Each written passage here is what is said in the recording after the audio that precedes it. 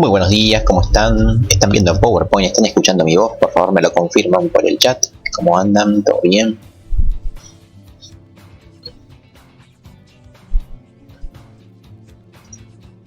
Excelente, muy buenos días para todos y para todas. Bueno, estamos arrancando con la clase de programación, primer clase de programación en su caso. Nicolás Pérez, mi nombre, quien les está hablando. Voy a ser uno de los profes de programación junto a Jorge Golfieri, que ahí recién lo vi conectado, ahora lo perdí un poco. Ahora después Jorge pone la cámara cuando puedas, así te ven. Igual la idea es que después Jorge y yo después nos presentemos bien las clases que sean presenciales, así nos conocen mejor. Pero bueno, ahora cuando lo vuelva a ver en línea le digo ahí que les dé un saludo. Bueno, ustedes ya han tenido varias clases, imagino, quiero saber yo, ¿no? Hace una semana que están trabajando. Cuéntenme rápidamente por el chat cómo les ha ido con las otras materias, las otras 3 materias. ¿Qué tal estuvo las clases, ya sean presenciales o virtuales? ¿Cómo les haya tocado?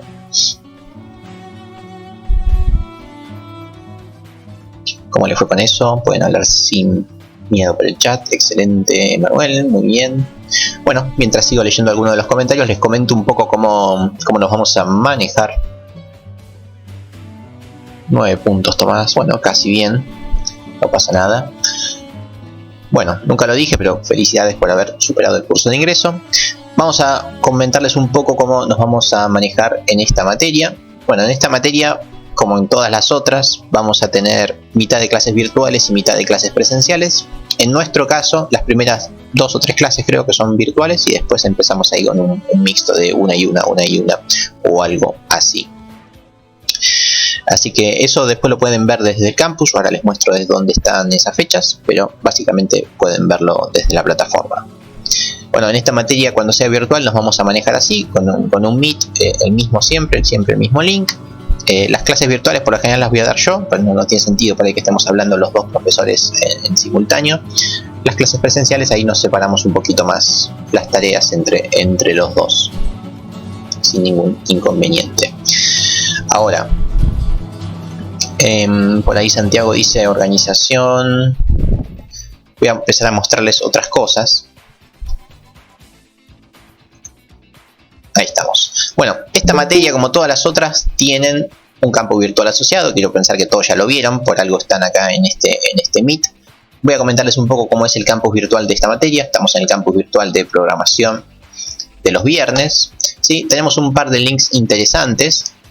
Por ejemplo, nuestro mail de la materia, donde pueden hacernos las consultas que quieran. Así todo esto es el canal de comunicación por ahí que menos vamos a utilizar, pero lo tienen disponible por si quieren hacer alguna consulta. El principal medio de comunicación que vamos a tratar de manejar es el Slack. El Slack es una especie de red social ligada al desarrollo tecnológico que se usa mucho hoy por hoy en cualquier trabajo de sistemas o de tecnología. Es como una fusión entre el Facebook y el WhatsApp y el Discord, si quieren. Ustedes creen que son jóvenes y lo conocen, así que vamos a utilizar esa tecnología. Sí, los invito siempre a entrar a esta plataforma y hacer cualquier pregunta que quieran. Las preguntas en lo posible por el canal general. Ahí les muestro cómo es el Slack. Este es el Slack. ¿Sí? Una vez que estén conectados al Slack, bueno, acá lo tenemos, ¿no? Tenemos un canal general para que hablen de lo que quieren, un canal específicamente de dudas y de consultas, ¿no? Y después me pueden hablar por privado sin ningún tipo de problema, pero bueno, siempre desde ya que preferimos que las consultas las hagan por el canal general para que todos vean las preguntas y todos vean mis respuestas. Poquitos lo han usado por ahora, pero sépanlo, lo tienen ahí presente, así que traten de utilizar el Slack. Después tenemos, bueno, todo el material digital, que por ahora no aporta mucho porque estamos bien, vamos a ver lo básico, pero acá tenemos todo el material que yo les vaya mostrando o los ejemplos que hagamos, está subido el material digital. Todas las clases quedan grabadas e inmortalizadas en este canal de YouTube, así que las van a tener ahí. El Facebook de la materia también, que lo venimos usando hace varios años. Después acá el GitHub, todavía no saben muy bien qué es, pero básicamente también es una plataforma para subir ejemplos de programación. Y bueno, después acá un Instagram donde solemos poner información relevante de la universidad más que de la materia en sí. Pero nada, pueden estar conectados en cualquiera de estos medios de comunicación sin ningún tipo de inconvenientes. Las clases, como siempre, a las 8 de la mañana, ya sean presenciales o virtuales, y acá les dejé la típica pregunta que suelen ser los horarios de todas las materias. Quiero pensar que ya lo saben, pero por las dudas, acá tienen los horarios de todas las materias que están cursando. Y por último, acá abajo, todo esto no lo ven, es mío, es invisible para los docentes, pero acá dos links interesantes. El link de las correlatividades, que todavía no sabemos lo que es, pero en un ratito se los explico. Y el link para el cronograma. En el cronograma van a poder ver justamente qué clases son virtuales y qué clases son presenciales. Y bueno, de paso el tema que vamos a ver en dicha clase.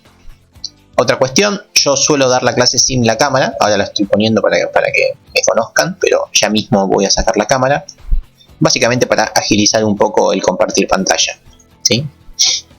Así que saco la cámara, por lo general no voy a mostrar la cámara, salvo para saludarlos o algo más, pero por lo general les voy a estar hablando sin la cámara. Excelente. Bueno, así que después estén atentos al cronograma y a las correlatividades que ya mismo les digo qué cosa son. Si después alguno le puede decir a Santiago Monjes si organización el lunes arrancó, mejor. Yo la verdad no tengo esa data, pero supongo que sí. Hoy tienen organización un grupito y el lunes han tenido, ¿sí? Bueno, ese es el campus virtual, que es lo primero que tienen que visualizar en esta materia y en cualquier otra que se les ocurra. Acá ahí veo que volvió Jorge, que es el otro profe. Como ya les dije, la idea es que después nos presentamos bien presencialmente, pero ahí Jorge, si querés poner la cámara o decirles hola, hazlo. Yo ya te presenté un poco.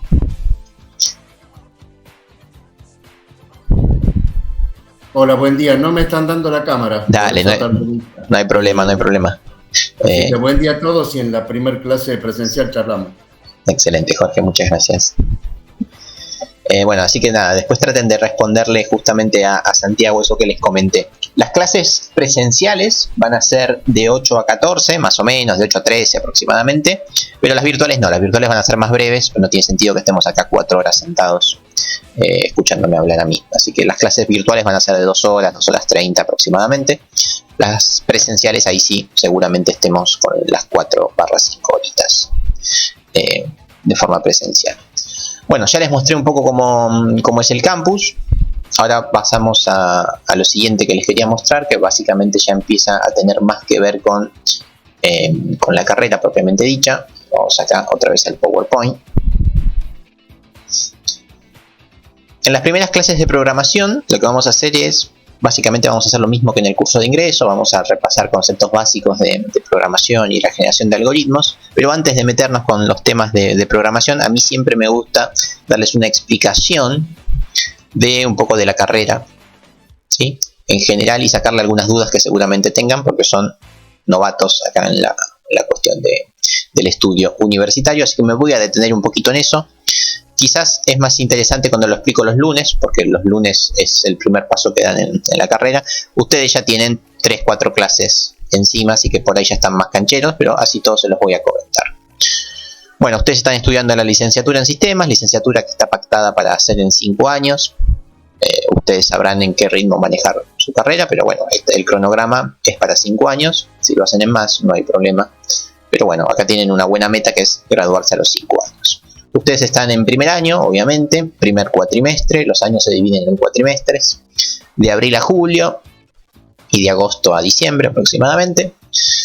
Ustedes ahora deberían estar cursando programación, organización de computadoras, matemática 1 y expresión de problemas y algoritmos. Expresión de problemas y algoritmos, matemática 1 y organización de computadoras son materias cuatrimestrales, es decir, en julio terminan. Programación es una materia anual. No es una materia promocionable, es decir, que van a tener que rendir parciales y finales, pero bueno, ahora me paro un poquito en ese detalle. Y en el segundo cuatrimestre van a seguir cursando programación, van a pasar a cursar arquitectura, luego matemática 2 y luego pensamiento científico. Esa es la estructura general. Bueno, después un segundo año, un tercer año con otras materias que no voy a hacer mucho hincapié en eso. Lo importante es que cuando terminan esta primera columna, estos primeros 3 años, y sumándole 2 niveles de inglés y las prácticas preprofesionales, que en su momento ya verán qué es, van a obtener un título intermedio, que es el de analista programador universitario. Así que yo siempre les pongo así como objetivo que se pongan esta primer meta, traten de llegar ahí. Una vez que llegan ahí, siguen avanzando y llegan a la licenciatura, que son con 2 añitos más, o algunos niveles y algunos seminarios más también. Bueno, ese es como el esquema básico de la carrera. Otras cuestiones interesantes es que ustedes ahora son alumnos regulares, obviamente recién entraron, no hicieron nada malo, no tienen por qué no ser alumnos regulares, pero es importante que se mantengan siendo alumnos regulares o constantes de la carrera para poder seguirse anotando las materias. Eso es lo que se llama ser un alumno regular. Para ser un alumno regular, el requisito que tienen es aprobar 2 materias con final por año, ¿sí? Si un año no aprueban 2 materias con final, dejan de ser regulares y tienen que volver a anotarse. En primera instancia pagar una multa de, no sé, 100 pesos, una cosa así. Más que nada eso es un trámite burocrático, pero si se quedan sin regularidad 3 veces, ahí ya se les complica un poco más, tienen que rendir un examen. Así que traten de no perder la regularidad nunca, así están tranquilos con esas cuestiones de trámites. Bueno, hasta acá cómo va esto que he dicho, que no he dicho mucho, pero es como una breve presentación de todo. Siempre le dedico la primera media horita de la clase para consultas generales que tengan sobre la carrera. Cualquier consulta que tengan ahí me van haciendo por el chat, yo trato de guiarlos un poco para que estén lo menos perdidos posible. Estas cosas por ahí no se las van a contar en ninguna otra materia, así que está bueno por ahí que pregunten ahora acá, si tienen alguna consulta sobre esto. Mientras leo alguna consulta que por ahí hacen. El PowerPoint y todo lo que yo diga y explique va a estar en el material digital de la materia, o sea, va a estar acá y además va a estar en estas pestañas. Por ahí no lo ven ustedes, estoy compartiendo pantalla. Estas pestañas están en gris, quiere decir que ustedes no las ven. Cuando yo termine la clase, esta pestaña va a aparecer en negrita, quiere decir que la van a poder ver. Y cuando la pestaña aparezca en negrita, van a poder ver toda la info que está ahí. Es la info de esta clase, es el PowerPoint, la grabación del video y alguna que otra cosita más que podamos necesitar. Pero igual, así todo, está todo también en el material digital, ¿sí? ¿Estamos de acuerdo con eso? Bueno, lo malo que tiene el campus es... Buen día, profe, ¿qué tal? Buen día. Una consulta. Obvio, sí. Sí, perdón. Buen día. Buen día, sí. No es con respecto a lo que estábamos hablando, sino otra cosa. Sí. Yo cursé la carrera de logística Sí. hace un par de años y tenía una bolsa de empleos. ¿No? Quería saber si para esta carrera también hay. Hay una bolsa de empleo que es general de la UNLA, ¿sí? Yo tengo entendido que hasta hace unos par de años no funcionaba muy bien. O sea, uno se registraba y aparecían empleos que por ahí no estaban muy actualizados. Así que no sé si eso está funcionando del todo bien, ¿sí? Pero está. Desde la página de la UNLA podés acceder al portal de empleo, creo que se llama, ¿sí? Sigue existiendo, no sé qué tan bien funciona, pero sigue existiendo. Pero es compartida, digamos. Sí, es compartida con toda la universidad, exactamente. Y yo, gracias a la bolsa esta de empleo de la UNLA, conseguí trabajo en el aeropuerto con logística. Muy bien. Sí, en su momento funcionaba, pero ya te digo que con todo esto de la virtualidad no sé si sigue tan activa. No, está todavía, pero no sé si funciona. La realidad es que, en base a lo que me están preguntando, la realidad es que en esta carrera no van a tener problema en cuanto a lo laboral. Cuando estén en segundo año van a empezar a conseguir trabajo en un montón de puestos, ¿sí? O sea, esta es una carrera que tiene muchísima salida laboral, inmediata prácticamente, así que en ese sentido no se preocupen. Lo que sí quiero que se preocupen es que seguramente cuando estén en segundo año ya consigan un trabajo, empiecen a tener su primer sueldito, un sueldito que por ahí les gusta. Lo importante es que no dejen la carrera, ¿sí? Porque si no se van a quedar estancados con ese puesto y con ese sueldo, y créanme que todo mejora cuando empiezan a tener sus títulos, ¿sí? Es muy común que ingresen 300 personas, como ahora. Es muy común que haya 500 personas en programación, como ahora, que tenemos 4 comisiones de programación. Es muy común que en segundo siga habiendo 300 personas, pero de repente después en tercero quedan 20. ¿Qué pasó? Bueno, el segundo consiguieron trabajo y se fueron. No hagan eso, ¿sí? Traten de seguir, ¿sí? Porque después, cuando sean más grandes, se van a arrepentir. Así que traten de seguir estudiando, por más que encuentren su trabajo y por más que les cueste el doble, sigan estudiando. Ahí Alan pregunta si se puede rendir la materia con final libre. Todavía no expliqué mucho qué es un final, así que no quiero no quiero matarlos con palabras que por ahí no saben qué es y los confunde más. En un ratito, cuando explique qué son los parciales y qué son los finales, te respondo, Alan, pero la respuesta es sí. Igual ahora lo detallo un poco más. Voy a seguir hablando un poquito de lo que les estaba mencionando, de las materias que tienen en este cuatrimestre y en el que viene. Bueno, esto es lo que se llama las correlatividades. Acá en gris, aunque no sé si llegan a ver los colores, tenemos las materias de primer año y el cuatrimestre en el que se dictan, ¿sí? Programación es anual, organización primer cuatrimestre, matemática 1 en los 2 cuatrimestres se puede rendir, algoritmos, expresión de problemas y algoritmos en el primero, y bueno, algo más por ahí que me estoy olvidando. Después están la de segundo, que son arquitectura, pensamiento científico, y nosotros que seguimos siendo anual.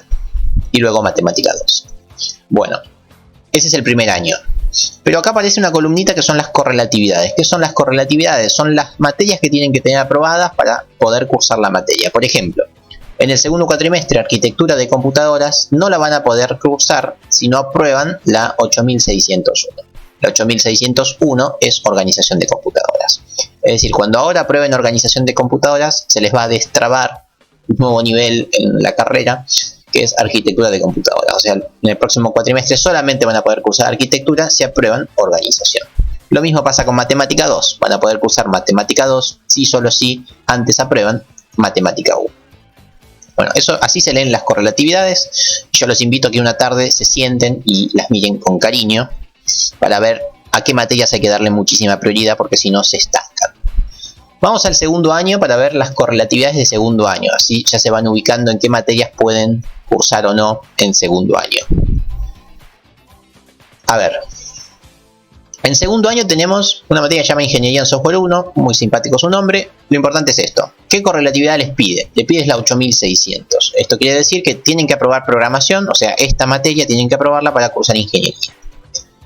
Segunda materia, introducción a base de datos. Bueno, para poderla cursar necesitan la 8600, o sea, necesitan programación. Algoritmo y estructura de datos. Para poder cursarla necesitan estas, pero además necesitan programación.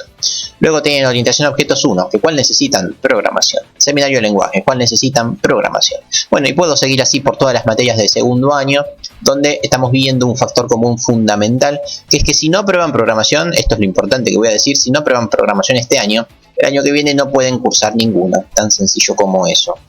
¿A dónde voy con esto? Es que esta es la materia más importante, no porque la dé yo, sino porque lo indica el plan de estudio.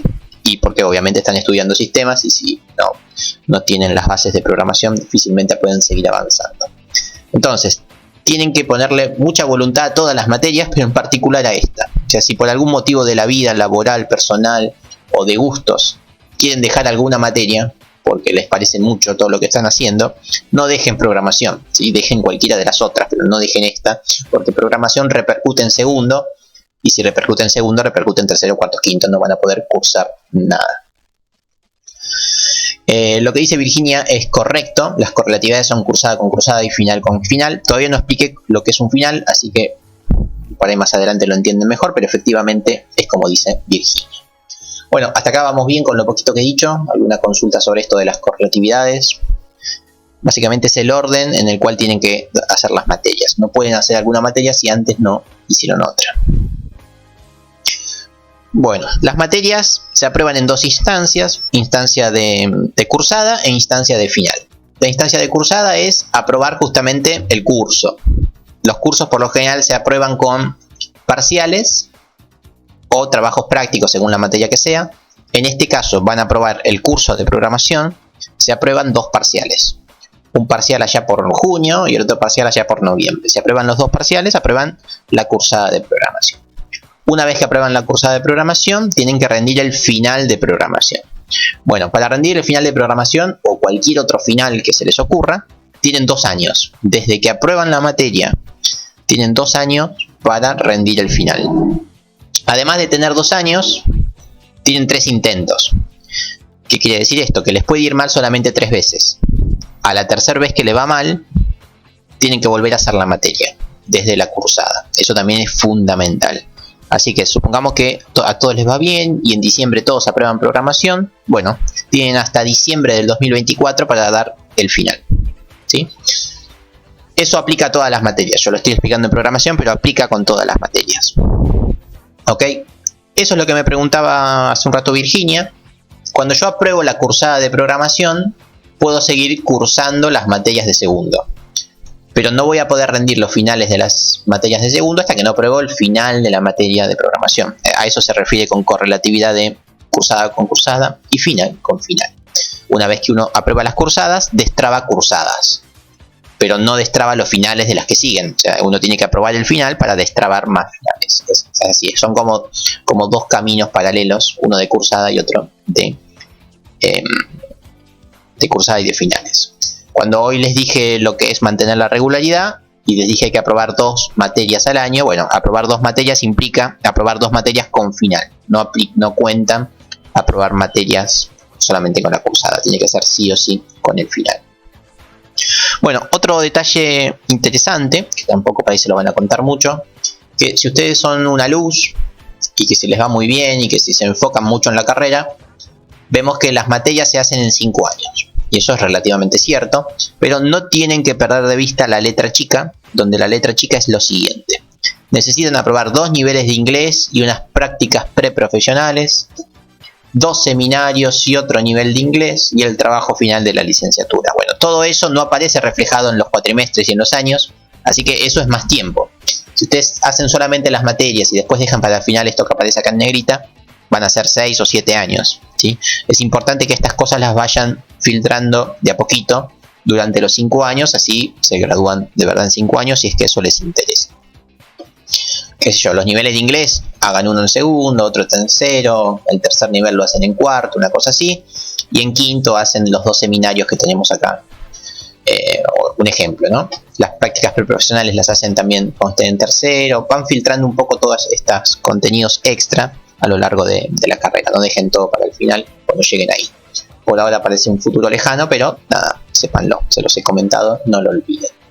Cualquier duda administrativa que tengan, no me la preguntan ni a mí, ni a Jorge, ni a ningún profe, la preguntan al departamento. Licenciatura en Sistemas, licsistemas@unla.edu.ar, los va a atender o Juan Manuel o Viviana. Ellos les van a solucionar cualquier tipo de problema que tengan. Consulta típica que suelen hacer es: ¿me puedo cambiar de comisión? Todos sabemos que programación, todos no. Sabemos que programación tiene algunas comisiones. Tenemos la comisión de los lunes, la comisión esta de los viernes, además una comisión de los lunes a la noche con otros profes, y además una cuarta comisión que es solamente para recursantes, o sea, personas que han desaprobado la materia. La pregunta es: ¿se pueden cambiar de comisión? La respuesta es no. La respuesta es no se pueden cambiar de comisión ahora, en esta instancia. Se les va a dar una negativa, pero si así todo necesitan un cambio de comisión, le mandan un mail a esta persona, ¿sí? Lic Sistemas, y le envían un comprobante de por qué se quieren cambiar de comisión y vamos a tratar de hacer lo posible para que se pueda, ¿sí?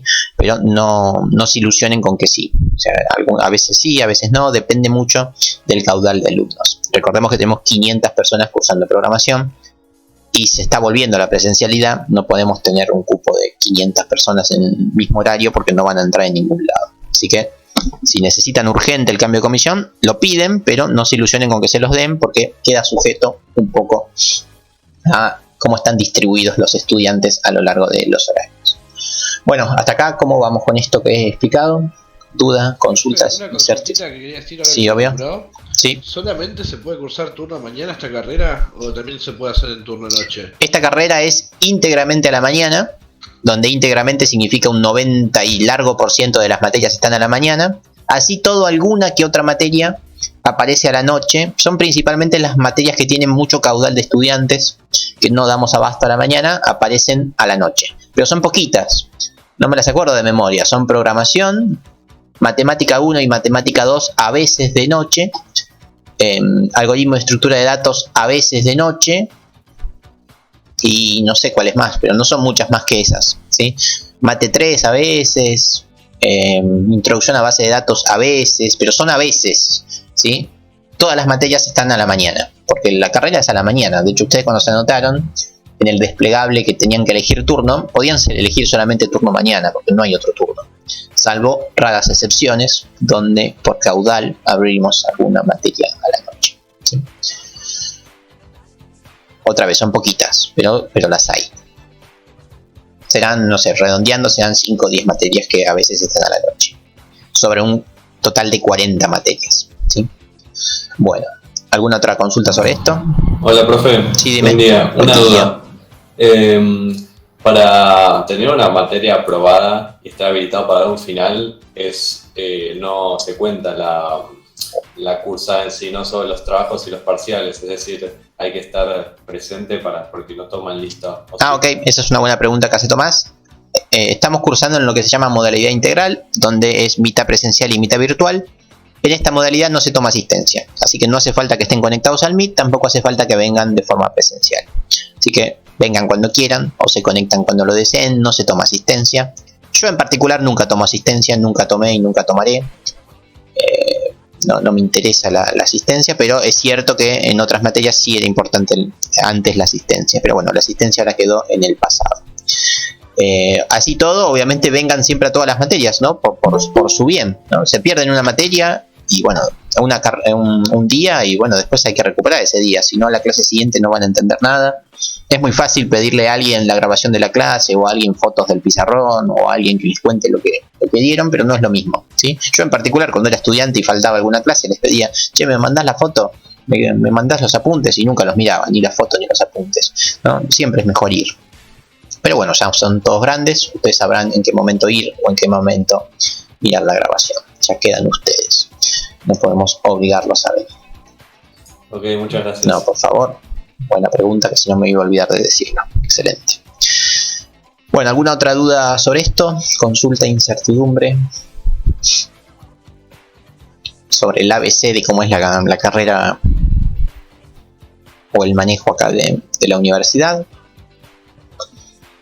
Cuestiones fundamentales que no tienen que olvidar de acá hasta estos 5 años. Por favor, estas cosas que les dije, no olvidarlas jamás.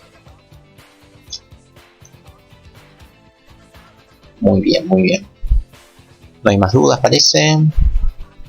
Unos segunditos más, a ver si a alguien se le ocurre algo que preguntar.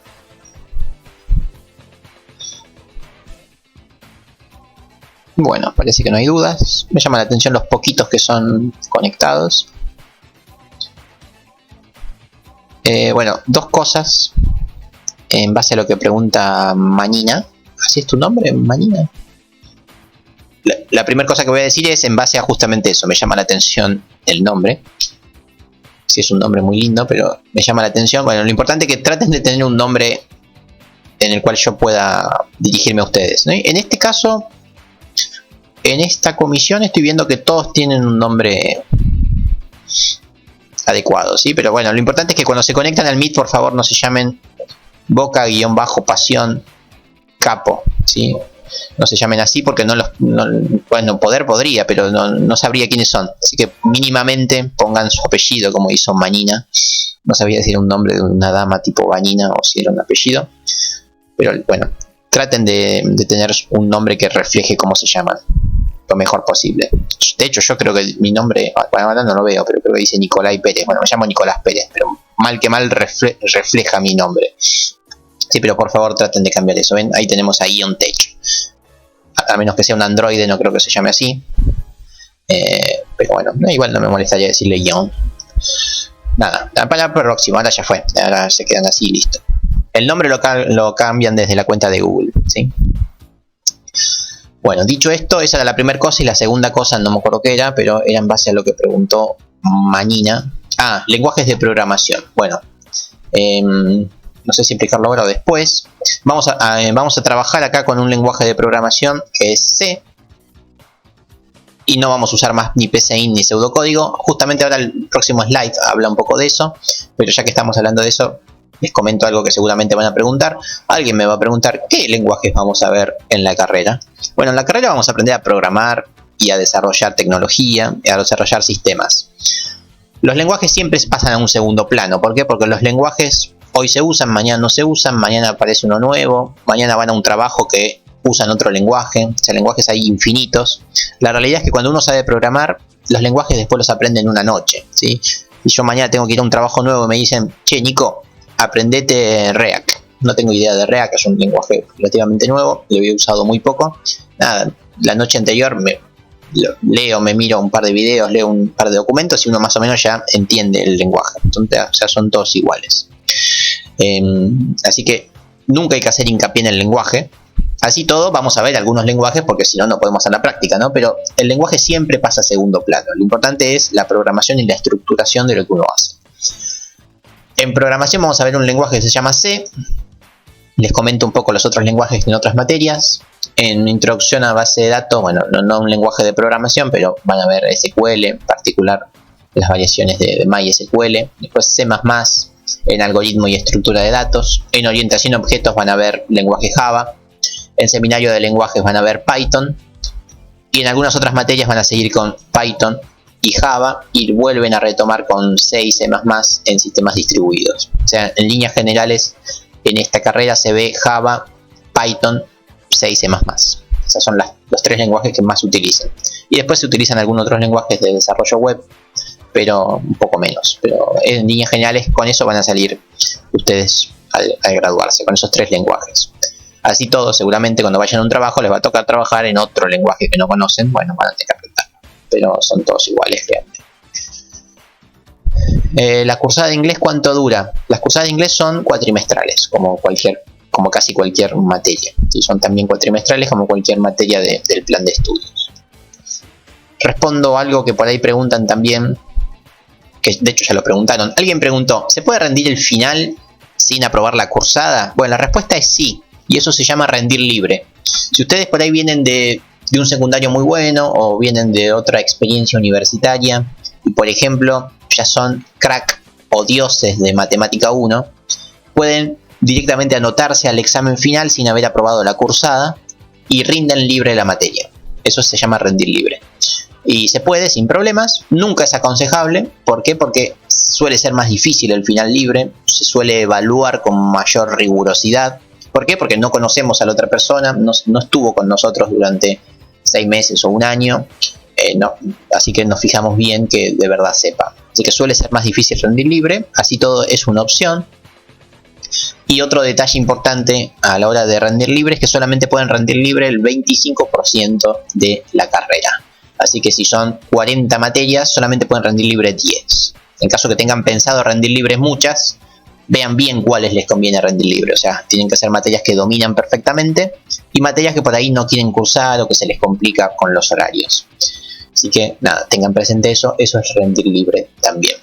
Otra pregunta que por ahí me hacen, que nadie me hizo todavía, pero seguramente sí. Si vienen de otra universidad y tienen ya aprobado matemática 1, qué sé yo, algo parecido al pensamiento científico o alguna otra materia, pueden presentar lo que se llaman las equivalencias. Yo nunca se les aconsejo presentar las equivalencias porque es un proceso que tarda mucho, pero pueden, ¿sí? Yo siempre les aconsejo cursar la materia igual. Por más que sepan, cursenla y la prueban fácil y con buena nota y listo. Más fácil, me parece más sencillo eso. Después otra cosa, también pueden rendir libre los niveles de inglés, ¿sí? Que son muy sencillos, son de preescolar avanzado si quieren, que son de preescolar, son muy sencillos. E inglés 3 tiene así como un truquito para destrabar, que es lo que están mencionando por ahí, que si uno da libre inglés 3, acá inglés 3, aprueba automáticamente inglés 1 e inglés 2. Es como que inglés 3 mata a los otros dos. O sea, si saben el inglés 3, saben los otros dos niveles de inglés. Pueden hacer eso con inglés para matar 3 niveles de un saque. Tampoco se los aconsejo a eso por lo siguiente. Yo les dije que hay que aprobar 2 finales para mantenerse regulares. Nada les garantiza que les vaya bien durante los 5 años y que durante los 5 años mantengan la regularidad. Pueden pasar muchas cosas. Yo siempre les aconsejo dejar los niveles de inglés para mantener la regularidad. ¿Por qué? Porque son tan sencillos que si, por ejemplo, en cuarto año tiene un accidente, muere gran parte de su familia, ustedes están enfermos, qué sé yo, no sé, se le pierden la computadora, no pueden, por algún motivo no pueden estudiar en cuarto año, bueno, usen lo que yo llamo los comodines de inglés, que los aprueban, yendo una vez a la facultad y estudiando 1 minuto, van a aprobar inglés. Entonces me parecen buenas herramientas para mantener la regularidad en caso que en algún año piensen que las pueden llegar a perder. Así que yo siempre les aconsejo no aniquilen los niveles de inglés acá en primero, porque después cuando lo necesiten en tercero o cuarto no van a tener nada que utilizar. Así que ese también es un consejo que les suelo dar. Pero lo que han dicho es correcto. Nivel 3 de inglés mata a los otros niveles de inglés. Eso no aplica, por ejemplo, para matemática 3. No pueden rendir libre matemática 3 si no tienen matemática 1 y matemática 2. Eso aplica solamente en inglés. ¿Por qué? Porque los 3 niveles de inglés son muy parecidos. Aumenta un poquito la complejidad, pero son muy parecidos. Bueno, sí. ¿Le puedo hacer una consulta sobre Obvio. los niveles de inglés? Sí, obvio. Como se puede usar como comodines, entre comillas. ¿Puedo, por ejemplo, un año que no pueda estudiar nada, hago la prueba, el final de inglés 2, o sea que me aprobaría 2 y 1? Así que No, eso no. Solamente el 3. Solamente el 3 es el que mata a los otros. Inglés 2 no mata a inglés 1. Sí, no. Listo. Sí. Muchas gracias. No, de nada. Sí, solo, eso aplica solamente para inglés 3. Porque inglés 1 e inglés 2 sí son distintos. Pero inglés 3 es como inglés 1 e inglés 2 todo junto otra vez. Un poquito más difícil, pero son los mismos temas. Así que no pasa nada. Bien. ¿Alguna otra duda con esto de las materias? Esto que dije para inglés es igual para los seminarios. Hay 2 seminarios que no me acuerdo el nombre. Seminario de Derechos Humanos y Seminario de Pensamiento Nacional, creo, o algo así. Son muy sencillos. También los pueden usar de comodín porque se aprueban con muy poco esfuerzo. Bien. ¿Alguna otra duda sobre esto? ¿Dudas así? No entendí eso último de los seminarios. Sí, además de tener 3 niveles de inglés extra, hay 2 seminarios también extra que no tienen que ver con la carrera. Son seminarios generales. Uno es de Derechos Humanos y el otro de Pensamiento Nacional. También los pueden hacer en cualquier momento y también son sencillos como inglés. O sea, mantienen la misma temática que inglés, pero son seminarios que no tienen que ver con la carrera. Son seminarios comunes a todas las carreras de la universidad. También los pueden hacer en cualquier momento. Y también son sencillos, por ende también les digo que son comodines para mantener la regularidad. Y eso no se mata a 2 de un tiro, ¿no? No, porque son totalmente distintos, sí, son temas totalmente distintos. Sí.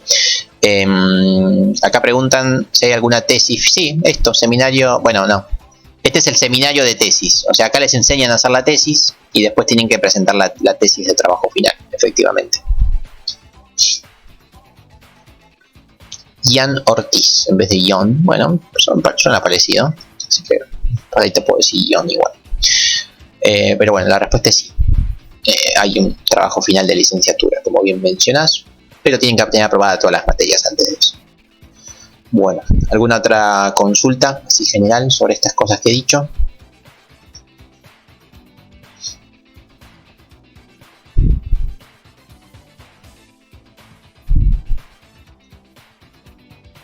Creo que no tengo más que decir sobre esto, más que empezar ya con la materia, creo. Déjenme recordarlo. Parece que sí. Bueno, sigo hablando, después cualquier cosa, si les surge alguna pregunta me preguntan. Bueno, programación tiene 8 unidades. Siempre digo lo mismo, no tiene sentido que les lea ahora las 8 unidades, simplemente sepan que hay 8 unidades. Porque si leemos aparecen palabras que uno no sabe qué son, así que no las voy a leer. Pero hay 8 unidades. Lo importante que sí siempre digo que las primeras 3 unidades son básicamente el curso de ingreso. El curso de ingreso en nuestro lenguaje de programación, que va a ser C. O sea, lo único que vamos a hacer en estas 3 primeras unidades es lo mismo que aprendimos en el curso de ingreso, pero con un lenguaje de programación que va a ser C. Así que las primeras 3 unidades las vamos a hacer rapidísimo, como piña. En 2 clases, creo. En 2 clases vamos a avanzar 3 unidades. O por ahí en 3 clases, 3 unidades. Después la unidad 4, ahí ya vamos a estar como 5 clases. La unidad 5 otra vez como 5 clases. De la 4 en adelante son temas nuevos de verdad. Ahí le vamos a dedicar más tiempo. Pero de la 1 a la 3 es como toda cosa que ya deberían saber. Simplemente vamos a dedicarle un ratito para que vayan aprendiendo el lenguaje. Pero los temas en sí ya lo saben. Sé que es medio repetitivo las primeras clases. Bueno. Pasemos un poquito entonces a los conceptos que ya tienen que ver con la materia. Esto también un poquito ya lo saben, ¿no? Bueno, estamos en programación, por ende vamos a crear programas, ¿sí? Los programas básicamente están generados por algoritmos, ¿sí? ¿Qué era un programa? Bueno, un programa era una secuencia ordenada de hechos, de acciones, donde ordenadas es fundamental. Y ese orden y esa secuencia de tareas son para conseguir algo, para conseguir cierta cosa, o sea, un fin en común, ¿sí? Eso es lo que se llama programar. Bueno, cuando uno realiza pasos ordenados que los puede realizar una computadora o un sistema informático, eso se llama un algoritmo computacional. Y eso es lo que vamos a hacer nosotros. Vamos a hacer algoritmos que nuestra computadora va a poder resolver, y gracias al algoritmo y nuestra computadora que lo resuelve, vamos a generar algún tipo de producto tecnológico. Bueno, vamos a trabajar con un lenguaje de programación. A ver, acá siempre hago la misma explicación de esto, medio repetitivo por ahí, pero bueno, el público se renueva, como diría la chiqui. Es lo siguiente: si yo a la computadora le digo las cosas que tiene que hacer, se las digo en castellano, no me va a entender. Si le digo, mostrame por pantalla esto, imprimí con la impresora esto, si se lo digo así, no me va a entender, no va a saber qué hacer la máquina. Si se lo digo en chino tampoco, si lo digo en alemán tampoco, si lo digo en inglés tampoco. O sea, la computadora no entiende ninguno de los lenguajes humanos, ¿sí? Coloquiales y humanos, no los entiende. La computadora, el único lenguaje que entiende es el que estamos acá, lenguaje de máquina. Entonces ahora vamos a ver distintos tipos de lenguaje. Lenguaje de máquina es el único que entiende la máquina, es el que es solamente ceros y unos. Si yo a la máquina le digo 001111000111, ahí me va a entender. El problema es que yo no la entiendo, ¿no? Yo no soy tan bueno, no entiendo lo que acabo de decir. Así que bueno, no es una opción hablar el lenguaje de máquina. Era una opción en su momento, ahora no lo es. ¿Por qué? Porque las cosas que hacemos hoy por hoy son tan sofisticadas que es muy difícil decirlas en este lenguaje. Así que después apareció otro lenguaje, otro tipo de lenguajes, que son los lenguajes de bajo nivel o lenguajes ensambladores, que son lenguajes que utilizan muchísimo los ceros y los unos, muchísimos otros sistemas de numeración como el hexadecimal, que eso lo van a ver en la organización, pero básicamente son también muchos números y alguna que otra palabrita en inglés. Creo que hay 13 palabras que se usan, o sea, es un lenguaje de 13 palabras y el resto números. Imagínense que también es difícil, o sea, no tan difícil como el lenguaje que es solamente ceros y unos, pero sigue siendo un lenguaje difícil de entender. Ese lenguaje lo van a ver en arquitectura de computadoras. ¿Dónde está? Acá. Segundo cuatrimestre van a ver el lenguaje ensamblador o lenguaje de bajo nivel. Por ahora no es una opción, mucho menos para dar los primeros pasos de programación. No vamos a entender nada si empezamos explicando estos lenguajes. Para eso están los lenguajes de alto nivel. Los lenguajes de alto nivel son básicamente todos los que uno conoce. Los más populares son de alto nivel. Donde un lenguaje de alto nivel es un lenguaje que si uno lo lee, más o menos se entiende lo que uno está haciendo, ¿sí? Si uno lo lee, van a estar en inglés los lenguajes, pero uno podría llegar a entender lo que se hace. Son lenguajes que están muy ligados a la matemática y al lenguaje coloquial. Entonces uno leyéndolo más o menos tiene una idea de lo que está haciendo. Si no aparecen tantos ceros y unos, no aparecen tantos números. Esos son lenguajes de alto nivel, que son los más conocidos, ¿no? Python, Java, C, C++, bueno, Pascal, COBOL, que son más viejos, pero todos los que se les ocurra son lenguajes de alto nivel. Nosotros en esta materia vamos a trabajar con un lenguaje de alto nivel, como es C. Esa es la primera clasificación de los algoritmos, de los lenguajes de programación. A su vez, los lenguajes de programación se dividen en otros tres grupos, además de ser de código de máquina, bajo nivel o alto nivel. Nosotros ya nos paramos en el alto nivel. Bueno, ahora vamos a ver estos tres tipos de lenguajes de alto nivel. Tenemos los lenguajes compilados, los lenguajes interpretados y los lenguajes intermedios. Los lenguajes compilados son aquellos que uno escribe el código en el lenguaje que uno elija, en este caso en C. Por medio de un compilador se compila justamente el código fuente. ¿Qué quiere decir que se compila? Que lo que nosotros escribimos se transforma a ceros y unos, o sea, se transforma a código de máquina. Nosotros no sabemos cómo, pero se transforma. Una vez que son ceros y unos, ahí sí mi máquina ya lo entiende y lo ejecuta. Eso es compilar un código fuente. Pasar de lo que uno escribió a ceros y unos de forma transparente, sin saber cómo, pero lo hace el compilador. Por eso es importante tener instalado un compilador cuando uno trabaja con un lenguaje compilado. Después hay otro tipo de lenguajes que son los lenguajes interpretados, donde lo que se instala es un intérprete. Se instala un intérprete en la computadora o en el navegador o donde sea. Se instala un intérprete y el intérprete va interpretando cada una de las líneas de nuestro algoritmo y las va ejecutando, ¿sí? Otra vez, no conoce el lenguaje, solamente conoce ceros y unos, pero instalando un intérprete va leyendo línea por línea y va haciendo lo que le decimos, interpretando el código. Esos son los lenguajes interpretados, como por ejemplo Python, JavaScript y Ruby son interpretados.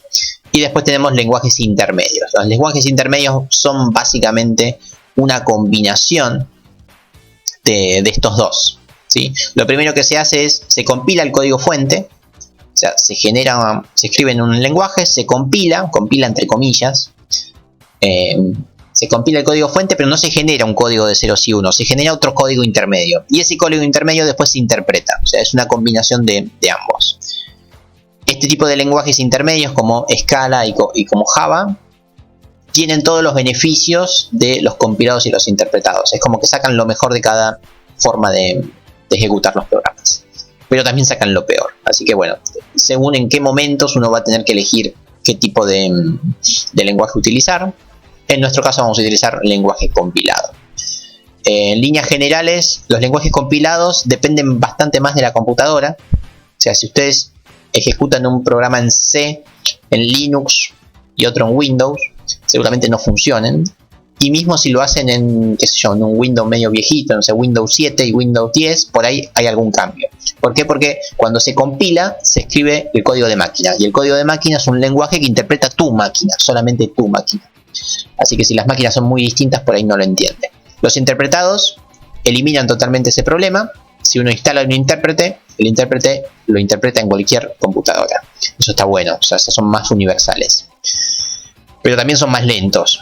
Así que ahí uno tiene que buscar el equilibrio entre las dos cosas que quiera. Y después tenemos el intermedio, que son universales porque son interpretados, pero es más difícil compilar porque se necesita encontrar un compilador que haga el lenguaje intermedio para tu máquina en particular. O sea, es universal y es rápido como los compilados, pero suele haber algún tipo de problema para generar todo el entorno de trabajo por primera vez. Pero bueno, nada, eso es como un ABC de los lenguajes. Interpretados e intermedios van a haber segundo y tercer año. Por ahora nos quedamos en los compilados en C. Entonces, si vamos a escribir en C, vamos a necesitar un compilador que lo vamos a instalar. Ahora les muestro cómo se llama el compilador. Y además, por lo general, cuando uno trabaja en programación, uno no tipea en un bloc de notas, uno no tipea en un Word, uno tipea en lo que se llama en un IDE.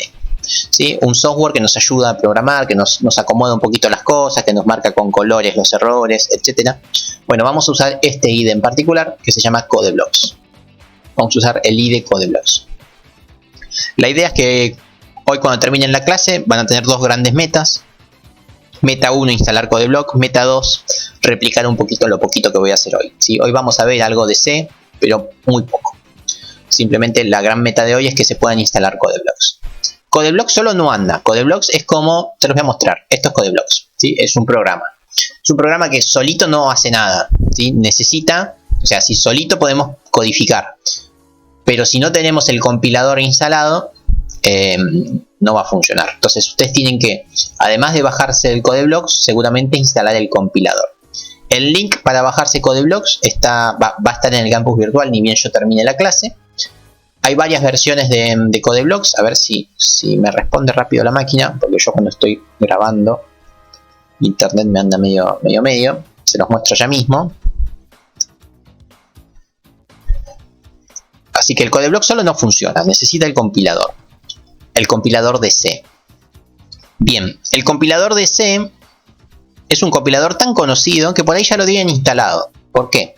Porque hay un montón de programas que ustedes utilizan inconscientemente y que por ahí están programados en C.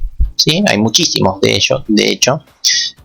No sé si alguno juega jueguitos o instala cosas raras de diseño. Más de una vez les habrá dicho, para poder ejecutar esto, por favor, instale lo siguiente. Bueno, en lo siguiente seguramente están instalando el compilador de C o de C++. O incluso alguna extensión de Visual Studio C++. Estoy seguro que en algún momento vieron un C++ en algún paquete de instalación. Bueno, eso quiere decir que se les está instalando. Ahora con lo de Visual Studio, sí. Bueno, por ejemplo, pero eso pasa con un montón de programas. O sea, es muy probable que ya tengan instalado el compilador y ustedes no lo sabían. Así todos, si no lo tienen instalado, van a tener que instalarlo. Esta es la página donde lo van a descargar. Va a estar subida a la plataforma. Simplemente se las muestro. Esta es la página. Obviamente van a descargar Downloads, que es donde estoy ahora. Acá tienen las formas de descargar. Pueden venir a la forma de descargar que más les guste. Por ejemplo, pueden venir a la primera, que es el binario. ¿Sí? Vamos que sea rápido. Y bueno, después acá les va a aparecer, créanme, cuando se vaya este amarillo patito, les va a aparecer varias opciones, básicamente para la distribución de su sistema operativo en 32 o 64 bits. Acá les aparece el instalador de CodeBlocks. El instalador de CodeBlocks si no son administradores de la computadora. El instalador de CodeBlocks portable, o sea, el que no se instala. Y este es el otro importante, instalador de CodeBlocks con el MinGW. MinGW es el nombre del compilador. Este viene con el compilador. O sea, si ustedes suponen que por ahí no lo tienen, se pueden bajar esta versión. Esta versión pesa un poquito más y por ahí es un poquito más difícil de instalar, pero ya viene con todo el paquete junto. Así que si instalan esta no van a tener problemas. Si instalan cualquiera de estas otras, van a tener que estar seguros de que ya tienen el compilador instalado. Así todo, si necesitan el compilador, lo pueden encontrar en cualquier lado. ¿Ven? De hecho, acá creo que ya está. No creo que tengan inconvenientes, pero después se fijan a ver si pueden instalar. Bueno. Profe, ¿Sí? ¿cuál de las dos opciones instalamos? Que había dos después de la cuarta opción, que era la que en mi caso voy a descargar. Ante la duda descargan esta, la que dice no setup. Esta. La que dice setup, la que se instala y instala el compilador. La cuarta, hablando castellano. ¿Qué forma de descargar? Cualquiera. Esta, sí, la que quieran. Estas son distintas páginas, distintos servidores. Pero da igual. Bueno, genial. Ahora pasemos a ver cómo es el funcionamiento de CodeBlocks. Les pido por favor que no lo instalen ahora, ¿sí? En las clases prefiero que presten atención a lo que yo digo y no que lo vayan replicando o tratando de hacer todo lo que yo digo, ¿sí? Y después cuando termina la clase tienen tiempo para hacerlo, me preguntan por Slack o como quieran. Bueno, este es el CodeBlock cuando lo hablan por primera vez. Esta es la estructura del CodeBlocks. Acá no les va a aparecer nada porque nunca lo probaron, pero esta es la estructura. Vamos a ver cómo se hace para generar nuestro primer proyecto en C. Bueno, sencillo. Crear nuevo proyecto. Les aparecen un montón de opciones que la verdad que la mayoría no sé para qué sirven. Pero la importante es esta. Aplicación de consola. Eligen esa. Siguiente. Acá eligen el lenguaje. CodeBlocks nos permite escribir en dos lenguajes, C y C++. Nosotros vamos a trabajar en C. Siguiente. Acá le ponen un nombre al proyecto. Yo lo voy a llamar clase 1.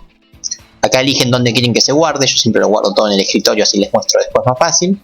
Todo lo otro se llena solo. Le dan siguiente. Y acá viene lo importante. Por lo menos la primera vez esto es importante. Acá les dice cuál es el compilador que van a usar. Si les aparece vacío es porque no tienen ningún compilador. Van a tener que instalarlo. Este es el compilador que vamos a usar. GNU GSC Compiler. Así todo, si no les aparece nada, aprieten la flechita a ver cuáles tienen instalados. Yo acá tengo estos instalados, pero este es el que vamos a usar, ¿sí? Traten de tener el mismo para evitar problemas. Le damos siguiente y bueno, esperan unos segunditos y ya aparece el entorno listo para programar. Vamos a ver cómo se hace para programar con este IDE. Bueno, acá a la izquierda no lo puedo agrandar mucho, pero es la estructura del programa, donde básicamente MinGW, su nombre completo es GNU GSC, creo, ¿sí? Después subo exactamente la grabación y lo miran, pero es ese. Igual la que se acaba de decir que traten de no hacerlo ahora, ¿sí? Presten atención a los pasos. Bueno, esta es la estructura del programa, donde las primeras clases, la estructura del programa va a ser muy sencilla.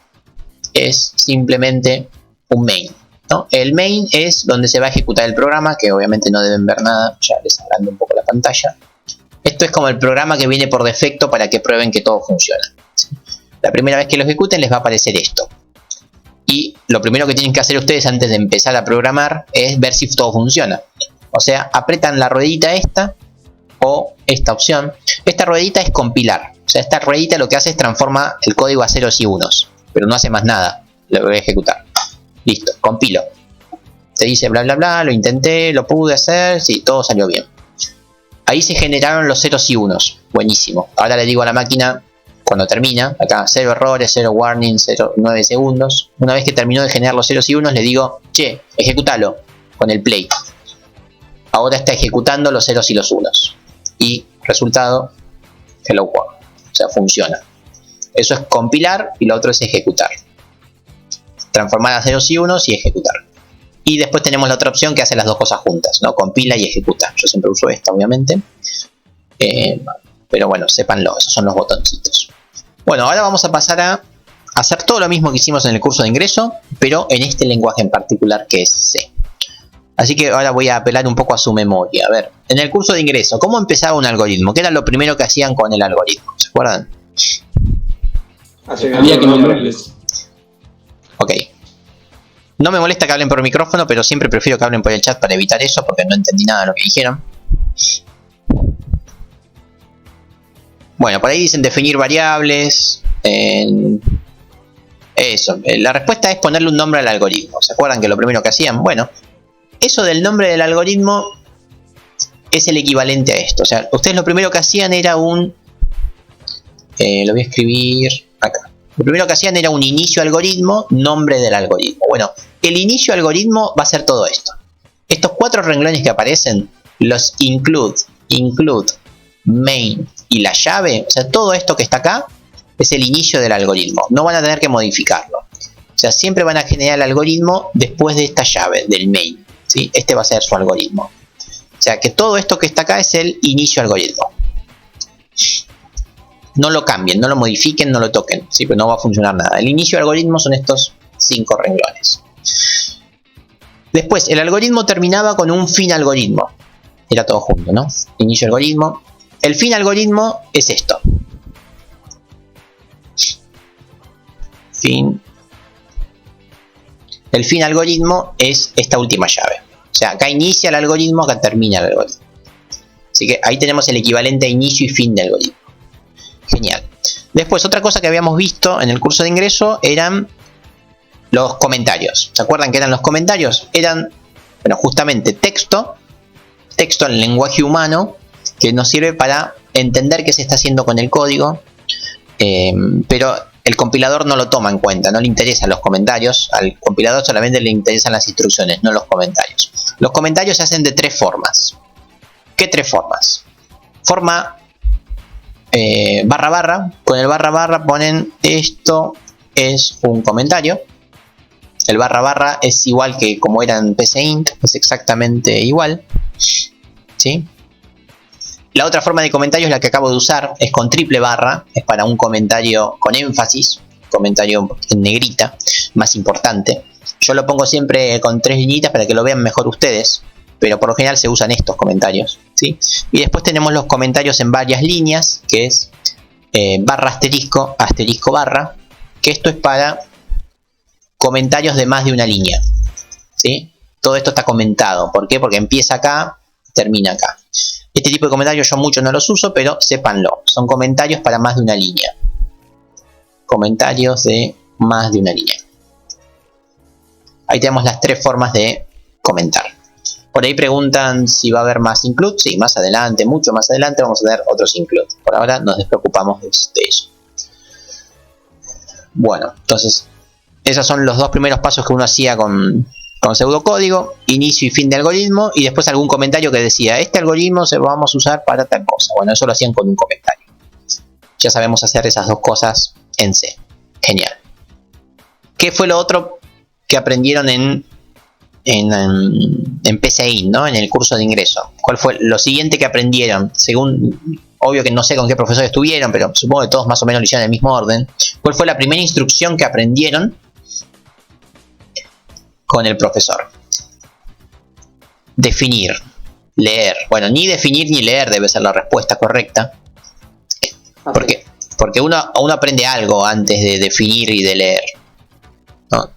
Uno antes de aprender variables aprende otra cosa, que es como el comando básico de cualquier lenguaje de programación. La instrucción básica de cualquier lenguaje no es ni generar variables, ni asignar valores, ni leer del teclado. O sea, eso son cosas como re sofisticadas. Uno lo primero que aprende es a escribir. O sea, mostrar por pantalla algo. O sea, ustedes en el curso de ingreso tenían algo que era escribir y ponían entre comillas, esto es lo que se ve en la pantalla. ¿Sí? Esto era lo primero que aprendieron. Escribir entre comillas lo que querían escribir y cada instrucción separada por punto y coma. Bueno, vamos a ver cómo se hace el escribir en C. El escribir en C es muy parecido, miremoslo. En vez de escribir ponen printf. printf, perdón, es escribir. Entre comillas escriben lo que quieren escribir. Primer clase. Increíble. ¿Sí? Bueno, esto es la primera clase. Es imposible empezar primero por el leer, porque para saber hacer el leer, primero tienen que saber las variables, si no, no pueden leer nada. ¿Sí? Bien, y ahí lo tenemos, ¿ves? El escribir ahora se llama printf. Y eso es lo que vamos a hacer en esta clase y en las próximas. Vamos a tratar de traducir ese pcint a C. Vamos a ver los cambios que hay en la sintaxis, que son pocos, pero los hay. En vez de escribir, ahora ponemos printf. La primera clase. Vamos a hacer otro printf. El otro printf lo que va a hacer es, va a poner un par de liñitas. ¿Para qué? Como para separar. Bueno, ahora les pregunto. En pcint o en el curso de ingreso, ¿qué pasaba cuando hacíamos dos escribir uno abajo del otro? ¿Recuerdan qué pasaba?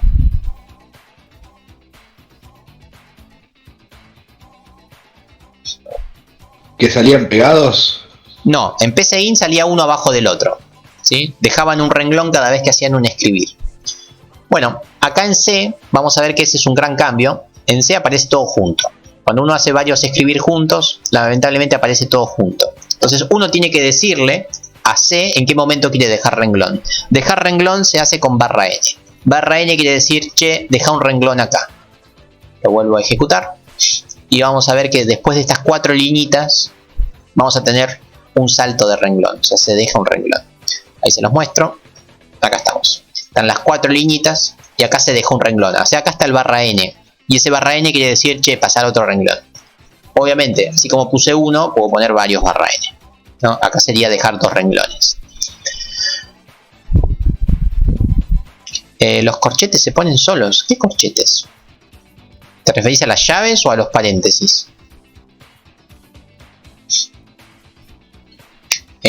Tenés también el código con los comandos de alt. Si no te lo acordás, yo no me lo acuerdo. Las llaves sí se ponen solas, no te preocupes. Bien, entonces ya sabemos escribir. Siguiente cosa que aprendieron en pcint o en la introductoria. Después del escribir, ¿qué sigue?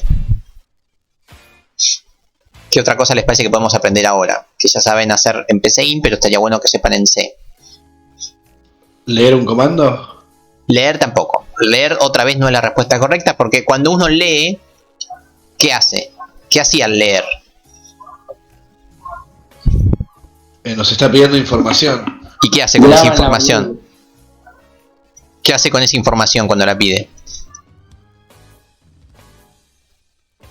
Le asigna un valor. La asigna a una variable. Entonces lo primero que hay que saber hacer es definir variables. Si uno no sabe definir variables, difícilmente pueda leer algo, ¿sí? Entonces lo que vamos a hacer ahora es definir variables. Recordemos cómo se hace en pcint. Era definir nombre de la variable, como, y ponían el tipo de dato, ¿no? El tipo de dato podía ser entero o entera, no me acuerdo. Real. Después teníamos lógico y teníamos cadena. Eran los 4 tipos de datos que teníamos en pcint, ¿sí? Podían usar cualquiera de estos, pero esto era la estructura. Bueno, vamos a ver cómo se hace en C. Cuando en C quieran definir una variable entera, no tienen que escribir todo eso, simplemente ponen la palabra característica de enteros, que es int. Int quiere decir entero. O sea, acá están diciendo, che, voy a definir una variable entera. Y ahora le ponen un nombre a la variable. Se va a llamar variable entera. Listo. Ahí definí mi variable entera. En vez de poner definir variable entera como entero, en vez de poner todo eso, ahora se traduce en int variable entera. Eso es definir un entero, ¿sí? Cuando uno define un entero, ¿qué puede guardar? Puede guardar números enteros. Obviamente, ¿no? Por eso la definimos enteras. Ahora vamos a ver cómo se define una variable real. Bueno, las variables real también tienen un nombre, una palabra reservada, que es float. Float de flotante, de decimal flotante, es el equivalente a real. Vamos a llamarlo variable real. Todo lo que aprendimos en el curso de ingreso aplica acá con la capitalización de las variables. ¿Qué quiere decir eso? Las variables están siempre en minúscula y si llevan más de una palabra, la segunda palabra empieza, o la tercera, ¿no? Las palabras compuestas empiezan en mayúscula, pero después sigue todo en minúscula. Eso sigue igual a como era en el curso de ingreso, eso no ha cambiado. En las variables reales que puedo guardar, bueno, números reales, ¿no? Números que tengan coma. También puedo guardar enteros, obviamente, ¿sí? Eso es la forma de definir una variable real. Hay otra forma de definir variables reales que es por medio de otra palabra reservada, que es la palabra doble. De esta forma también podemos definir otro número real, otra variable real. La pregunta que va a surgir acá es ¿y cuál es la diferencia entre poner float y poner doble? Esto lo van a ver en organización de computadoras en profundidad. Básicamente las variables del tipo doble ocupan el doble de memoria que las variables de tipo float. O sea, las variables ocupan memoria en la computadora, obviamente. Bueno, estas ocupan el doble, ya son más pesadas. Y si son más pesadas, ¿por qué querría generarlas si me ocupan más? Bueno, te ocupan más, pero también abarcan más números. Los float sirven para números que van del... Voy a inventar los números porque no me los acuerdo, pero van del menos 70 millones a los 70 millones. O sea, se mueven en ese rango. Pero si ustedes quieren guardar un número que podría ser la distancia en metros entre el Sol y la Tierra, bueno, difícilmente les alcancen los 70 millones. Por ahí tienen 7.4 por 10 a la 25, o sea, un número impronunciable. Bueno, ahí tienen que usar una doble, ¿sí? Ocupan más memoria, pero también tienen un rango bastante más amplio. Así que cuando uno trabaja con números muy grandes o muy chiquitos, tiene que usar una variable doble. Para nosotros en programación nos da igual, ¿sí? No vamos a hacer nada con números tan grandes, así que podemos manejarnos siempre con doble, pero con float, pero sepan que los doble existen. Así todo en el PowerPoint les muestro el rango en el cual viven. Déjenme ver que se los muestro. Acá está. Los float ocupan 32 bits, los doble ocupan el doble, 64. Y acá vemos la diferencia. Está en notación científica, que también lo van a ver en organización de computadora, pero básicamente tenemos un exponencial 38 y un exponencial 38 positivo y negativo. Esto nos dice que se mueve, hablando mal y pronto, con 38 dígitos, si quieren, ¿sí? Este se mueve con 308 dígitos. No es exactamente así, pero para que vean la diferencia. O sea, son de verdad muchísimo más grandes los números dobles que los float. Ya les digo, esto en un par de clases lo van a ver bien en organización de computadoras, como cada bit se utiliza de determinada forma. Sí, esto es muy buena la pregunta que hace Virginia. Si yo me olvido de poner algo como un punto y coma y yo compilo, bueno, el compilador me dice no entiendo lo que escribiste, está mal, esto no lo entiendo, te está diciendo acá línea 14, no entiendo. ¿Por qué no lo entiende? Porque me dice, che, estoy esperando un punto y coma en la definición de un float. Bueno, medio que te lo dice, ¿no? Listo, punto y coma. Sí, efectivamente te lo dice, por fortuna. Para eso por eso instalamos una IDE. Si no me dijera los errores, podría programar en el Word, ¿sí? No tendría sentido descargarme una IDE. La IDE justamente está para eso, para enseñarte esas cosas. Bueno, vamos a declararlas otro tipo de variables. Las variables del tipo cadena. Bueno, estas se definen como char cadena 1. Las variables del tipo cadena se llaman char. Y cuando se llaman char quiere decir que se puede guardar solamente una letra, ¿sí? Solo guardo un carácter o una letra. O sea, puedo guardar una E, puedo guardar una C, puedo guardar un numeral, puedo guardar un ampersand, qué sé yo, puedo guardar cualquier carácter, pero uno solo, ¿sí? Un solo carácter. Cuando uno quiere guardar más de un carácter, lo que hace es define también un char, que se va a llamar cadena 2, por ejemplo. Pero si uno quiere guardar un nombre, si yo quiero guardar el nombre Virginia Leyes, tengo que decir, bueno, son más de uno. Entonces, entre corchetes tienen que poner el máximo de letras que quieren guardar. Esto lo vamos a ver en la clase 2 o en la clase 3. Por ahora no le damos mucha bolilla, pero sepan que hay una diferencia entre estas dos definiciones de char, ¿sí? Cuando uno pone char solito es para guardar una sola letra o carácter. Cuando uno pone char, pero entre corchetes también indica un número, es la máxima cantidad de caracteres que puede guardar. Entonces acá podemos guardar a Virginia Leyes. ¿Por qué? porque no lo voy a contar, pero tiene alrededor de 13 letras, tiene menos de 20. O sea, tengo 20 posiciones para guardar letras. Así que esta es la forma de definir variables del tipo cadena en C. Vamos a tener una clase particular donde vamos a hablar de las de cadena. Así que por ahora, con saber esto, basta y sobra. Y después nos faltan definir las variables lógicas. Las variables lógicas, recuerden que eran las que eran verdadero o falso. ¿Sí? Sí, menos mal. Mantovani. Ahí necesitaría como 25, pero bueno, las variables lógicas ahora eran las que se guardaban verdadero o falso.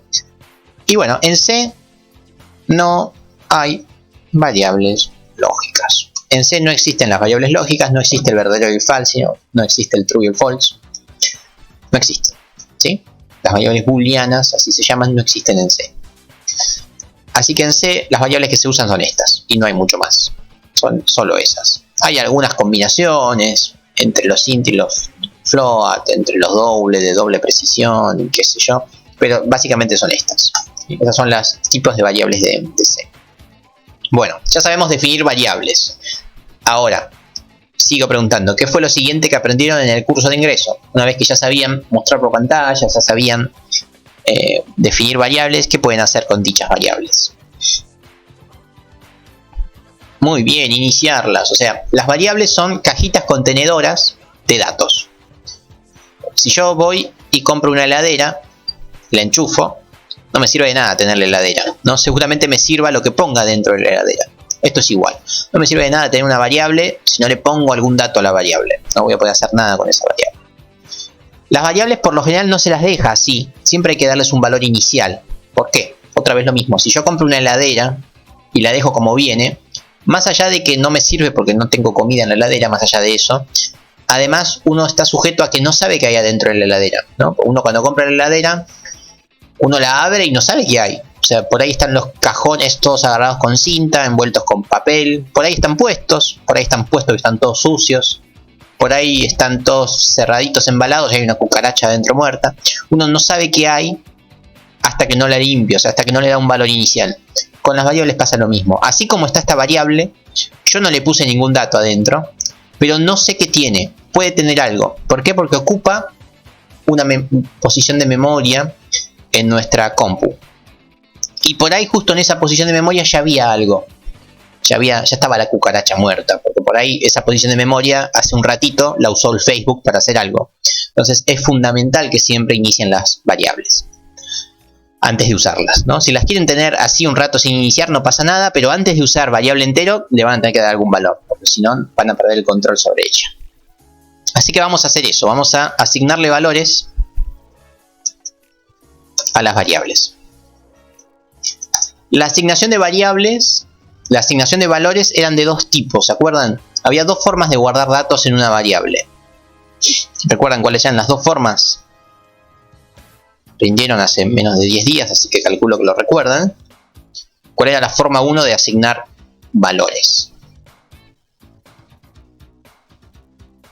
Efectivamente, con leer y con la flechita, hablando mal y pronto, tenemos la asignación estática, que hablando mal y pronto es la flechita, era la flechita, ¿sí? Esta es la asignación estática, o sea, uno le asigna un valor a la variable por medio de la flechita y el valor lo tipea, es un 3, listo, esa es la asignación estática.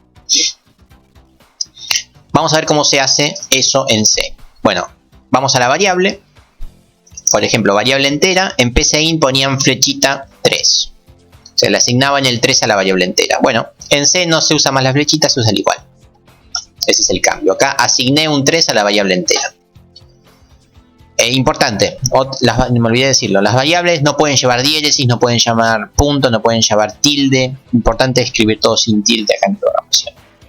Listo, esta es la asignación estática en una variable entera. Vamos a hacer lo mismo con las otras variables. Variable real. Variable real vamos a guardar un número, por ejemplo el 1.762, punto y coma, siempre finaliza con punto y coma, así se asigna. En vez de flechita un igual. No hay mayor vuelta que eso. Vamos con cadena 1. Con cadena 1 puedo guardar un carácter. Los caracteres se guardan con la comilla simple. Comilla simple X. Por ejemplo, estoy guardando una X en cadena 1. ¿Sí? Guión bajo sí pueden llevar, ¿sí? Nunca se ha aconsejado guión bajo en estos lenguajes. Los guiones bajos se usan más en otro tipo de lenguaje, pero poder se puede. Tienen que utilizar, esa pregunta me viene bien para recordarles algo. Todo lo que dijimos de variables en el curso de ingreso aplica a C. O sea, tenemos que utilizar lo que se llama el camel case. ¿Recuerdan el caso del camello? Donde básicamente es todo en minúscula, pero cuando hay alguna otra palabra, esa otra palabra empieza en mayúscula y genera la joroba del camello, ¿sí? Y que eso es importante. Después teníamos el caso de la serpiente, que era separando todo con guiones bajos y todo en minúscula, ¿sí? Uno tiene que elegir una forma de programar. En C se utiliza más esta, el camel case.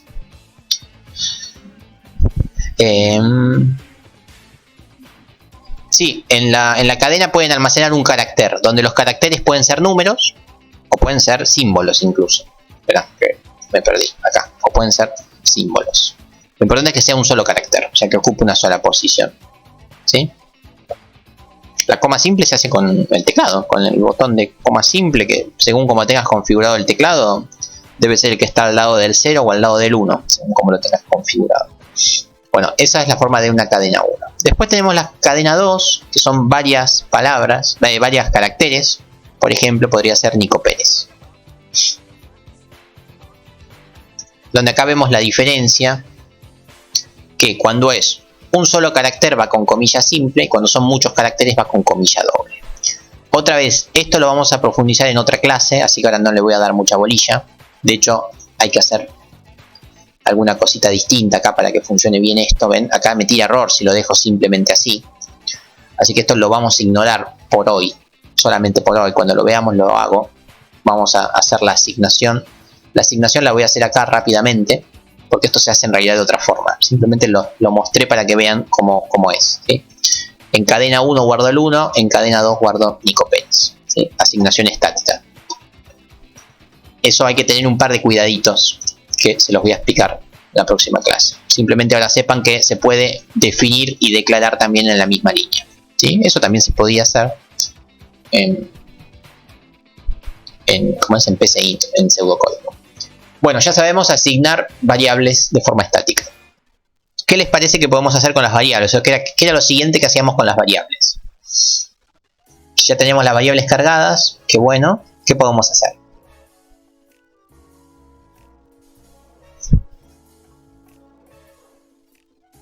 Bueno, efectivamente. Muy buena pregunta es esa. Buena pregunta. Usarlas para hacer cuentas, dice ahí Tomás. Efectivamente, pueden hacer todo lo mismo que hacían en el curso de ingreso, o sea, variable entera más variable real, dividido, bla bla. O sea, pueden hacer operaciones, pero de eso lo dejamos para un poquito más adelante. Mueren de ganas por leer, veo que ahí siguen diciendo leer, pero bueno, antes de leer es como un comando re sofisticado, no sé por qué lo quieren usar tan pronto. Pero antes de leer, si ya tenemos guardadas cosas en las variables, hagamos algo con esas variables. ¿Para qué vamos a leer nuevos datos? Vamos a mostrar por pantalla esos datos. Vamos a hacer eso. Vamos a mostrar por pantalla los datos. Vamos a mostrar por pantalla los datos. Exactamente, imprimirlas como dice Alan. ¿Cómo hacíamos para mostrar la variable entera en el curso de ingreso? Hacíamos algo así como escribir. Poníamos entre comillas la variable entera es 2 puntos. Cerrábamos la comilla y separábamos por coma y poníamos variable entera. ¿Se acuerdan? ¿Se acuerdan que era así? Para mostrar una variable por pantalla. ¿Todos de acuerdo en que así era la forma de mostrar una variable? Bueno, vamos a ver cómo se hace eso en C. Es muy parecido. A ver, ¿cómo era el escribir? El escribir les comenté recién que se llama printf. Hay que abrir y cerrar paréntesis, eso siempre. Ponemos el texto y ponemos la variable. Ahí está. Ponemos, me comí un comilla, ahí está. Entre comillas el texto, coma, la variable. Casi que lo mismo que en el PCI, ¿sí? No mando el algoritmo, es una gran pregunta que hace Alfredo. No mando el algoritmo por chat, no subo el algoritmo al campus. ¿Por qué? Porque si lo mando, copian y pegan, ven que funciona y se van a jugar a pelota. No, yo prefiero que lo tipeen ustedes, porque de esa forma me aseguro que por lo menos una vez lo tipearon. Si no, van a copiar y pegar lo mío. Y les va a andar, obvio, porque yo soy muy bueno. Pero lo importante es que lo tipen ustedes, no que lo tipe yo. ¿Sí?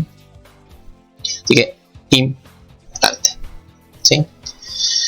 Así que nada, eso casi que a modo de castigo lo hago ahora. Después más adelante, cuando nos ponemos a escribir 10.000 líneas de código, cuando ya sé que saben lo mínimo, ahí sí por ahí se los mando. Pero ahora no.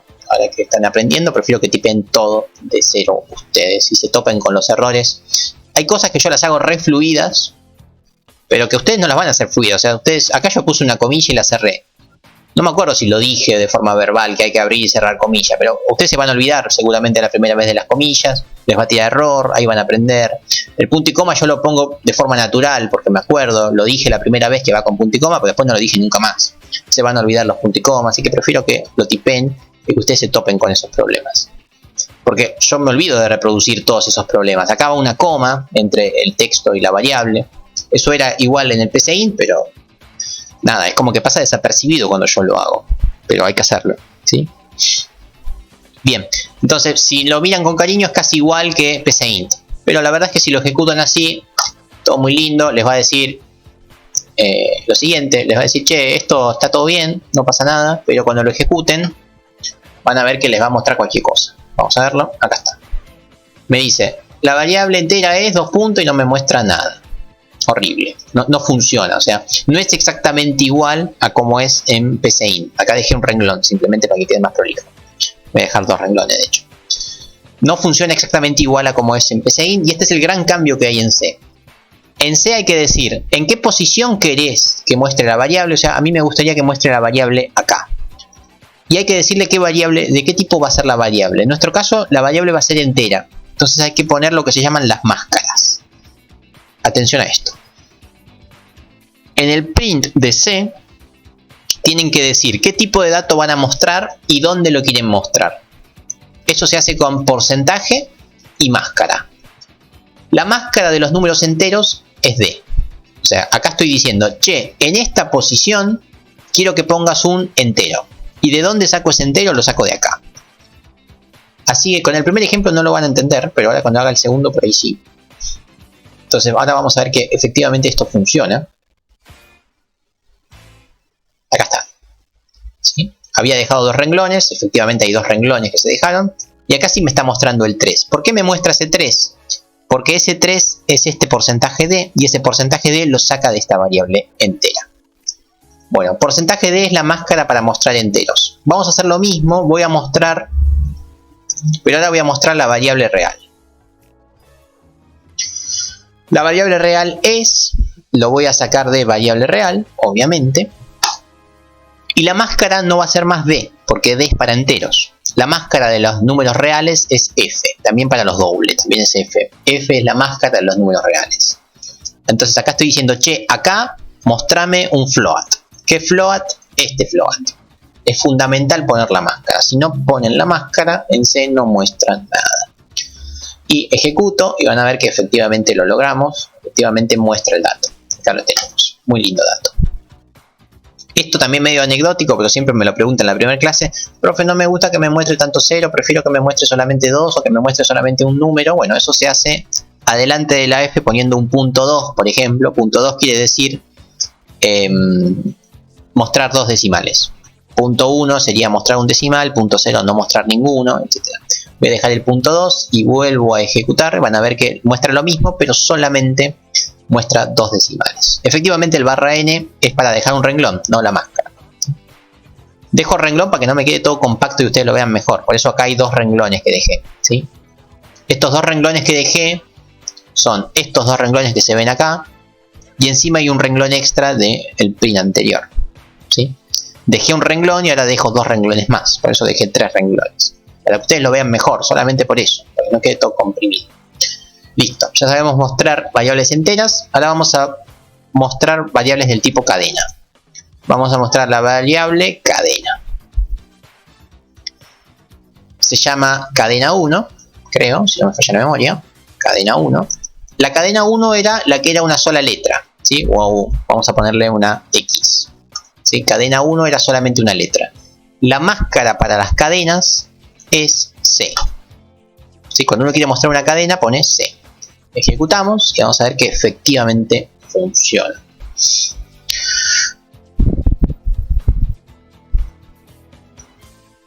Efectivamente, con máscara C funciona, muestra una sola cadena. Una consulta, la barra para usar, para dejar un renglón es la barra que puse acá. La barra que va de izquierda a derecha en forma descendente. ¿Sí? Es esta, no es la otra. O sea, es la que estoy poniendo, no es la otra. No sé cómo explicarte. No es la barra invertida, ¿sí? Es esta barra. A ver, y pequeña pregunta. ¿Esto incluye la sintaxis también como en PCInt, que se desplegaba desde la izquierda? Como esa herramienta como que se encontraban... Ah, vos decís acá no te entendí. El menú que aparecía a la derecha, que te ayudaba a hacer el for, el if y todo eso. ¿Eso preguntás? No, eso no hay acá. No. Eso es muy del PCInt, porque el PCInt es como para ultra super novatos. Es como para ayudar mucho. Tiene muchas ayudas, ¿sí? Pero todo eso por ejemplo no aparece.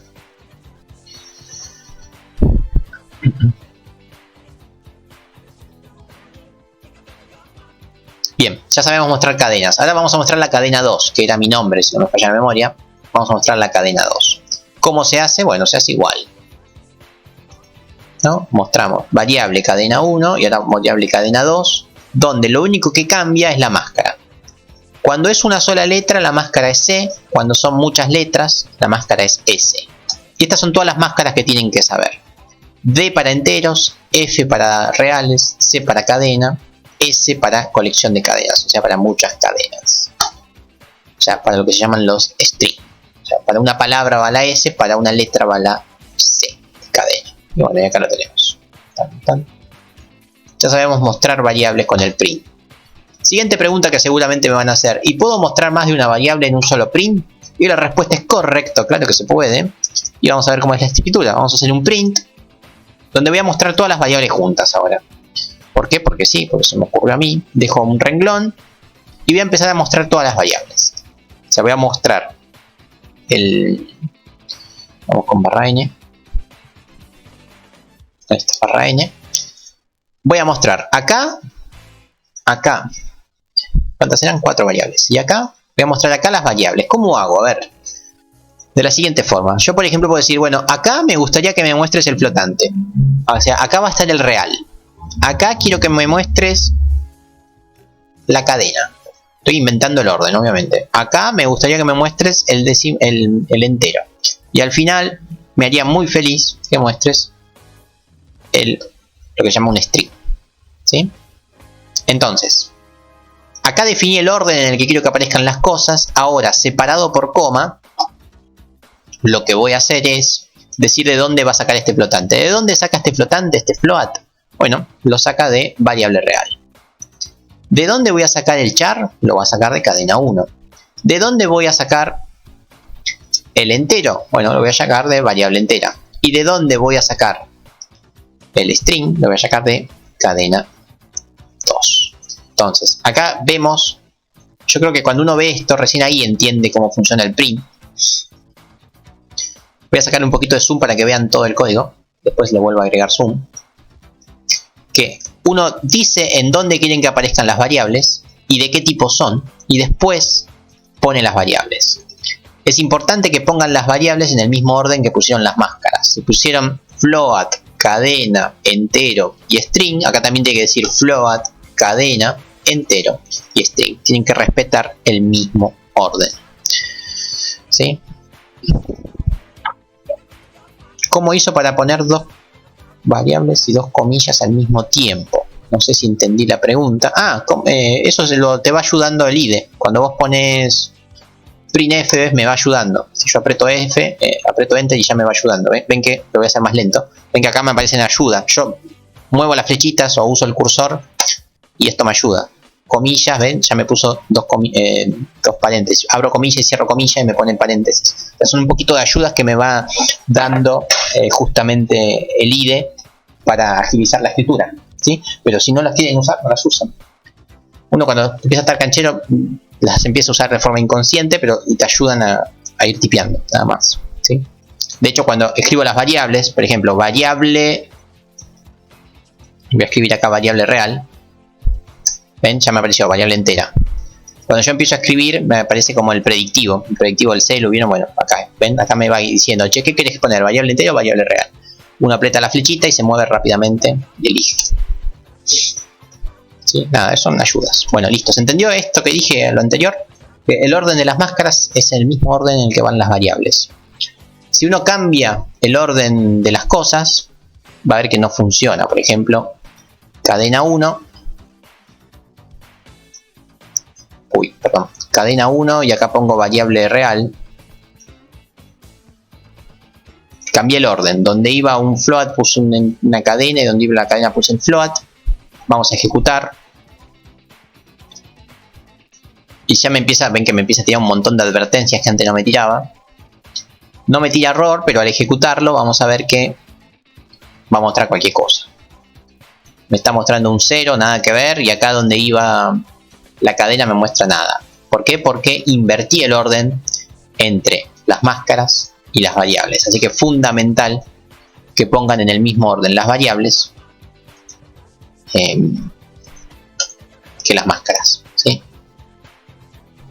Sí, si querés mostrar dos enteros, pones donde querés el otro entero y pones la otra variable entera. En este caso tengo una sola, así que no voy a poder, pero poder se puede. Bueno, genial. Ya saben mostrar también variables por la consola, ¿sí? Lo que está cargado dentro de la variable en la consola. Bueno, genial. Ahora, ya sabemos asignar de forma estática. ¿Cómo era la otra forma de guardar cosas en las variables? Leer, ¿no, profe? Ahora sí es el leer. Ahora sí es el leer. El comando era leer. Pero más allá de que el comando era leer, tenemos lo que se llama la asignación. Asignación dinámica de las variables. Vamos a asignar dinámicamente datos a las variables. Esto, ¿cómo era en PCInt primero? ¿Cómo hacíamos? Si yo quería asignar algo a la variable entera, ¿cómo hacíamos? Poníamos leer y variable entera.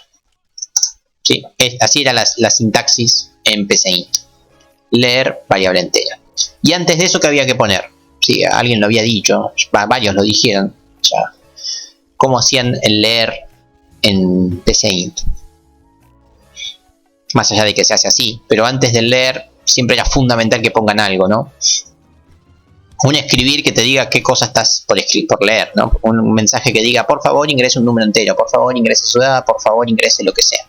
Entonces siempre es normal que vaya acompañado de un escribir. Así que eso se mantiene igual. Vamos a hacer lo mismo acá. Vamos a hacer un printf que me diga, por favor ingresar un entero. 2 puntos y dejo un renglón. ¿Por qué? Porque sí, quiero dejar un renglón. Por favor ingrese un entero. Y ahora vamos con la lectura. ¿Cómo se hace la lectura? Bueno, antes era leer variable. Ahora el leer se llama scanf.